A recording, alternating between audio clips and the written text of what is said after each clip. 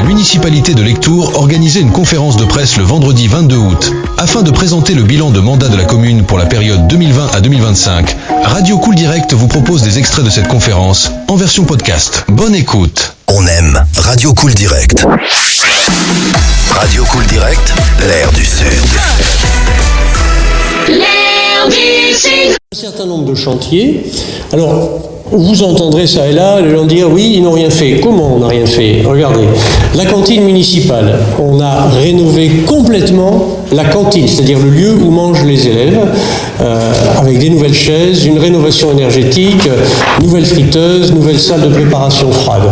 Un autre exemple de chantier, le rempart du Carmel. Et aujourd'hui, maintenant, le rempart de la Tour du Bourreau. Alors, le rempart du Carmel, j'en parle parce que ça faisait quand même 20 ans qu'il était étayé.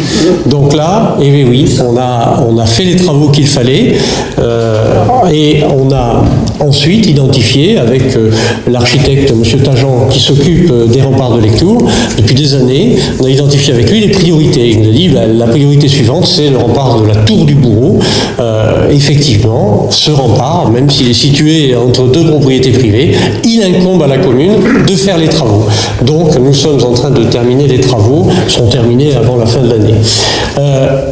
De la même manière, nous avons rénové les tribunes du foot. Alors on va nous dire, oui, mais rénover les tribunes du foot, ça sert à quoi? C'est très important, parce que si on ne met pas en accessibilité un certain nombre de lieux qui sont des lieux sportifs, publics, bien l'État nous dit, je vous coupe les subventions. Donc là, il y avait un impératif qui était de restaurer les tribunes du foot, de changer la chaudière, de mettre en accessibilité les tribunes et les sanitaires et la cuisine. Ensuite, le ruisseau de Foissin, je ne sais pas si vous vous souvenez, mais juste avant qu'on soit élu, le 20 juin, ou le 25 juin 2020, pardon, il y a eu un énorme orage sur Lectoure, avec des inondations qui ont nécessité que les pompiers et les services municipaux passent 3 semaines à nettoyer les habitations qui avaient été submergées par une vague de boue, vague d'eau. Finalement, les habitations du ruisseau ont été inondées.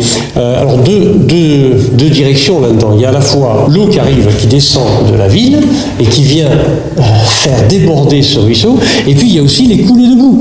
Les coulées de boue qui descendent des champs, qui sont travaillées peut-être à la mauvaise époque. Donc on a travaillé sur les 2 dossiers.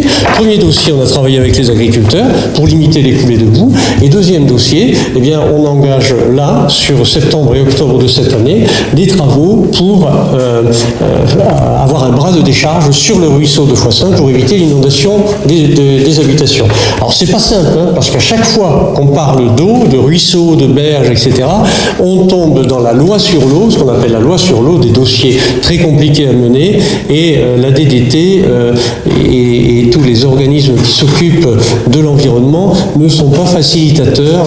On avait un certain nombre de projets bien plus importants, on avait le projet de faire des lacs, des bassins de rétention, qu'on a été obligé d'abandonner parce qu'il y a dans ces emplacements-là des zones humides qu'on ne peut pas traiter, dans lesquelles on ne peut pas se placer. Donc voilà.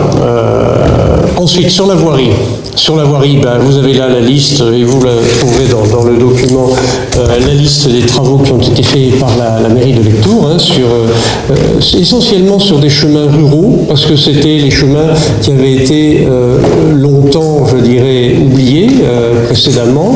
Donc voilà, vous avez là la liste, le chemin de Brescon, le chemin de Malemule, le chemin du Ruisseau, le chemin de la Mouline, le chemin de Beaulieu, le chemin de Mességuet, le chemin de Hérault. Voilà.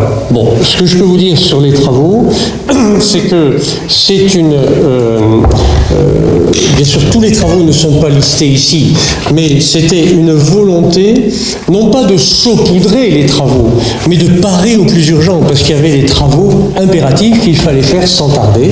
Et c'est pour ça que nous avons mis le paquet sur un certain nombre de travaux très diversifiés pour essayer de revenir, je dirais, dans des eaux un peu plus calmes maintenant.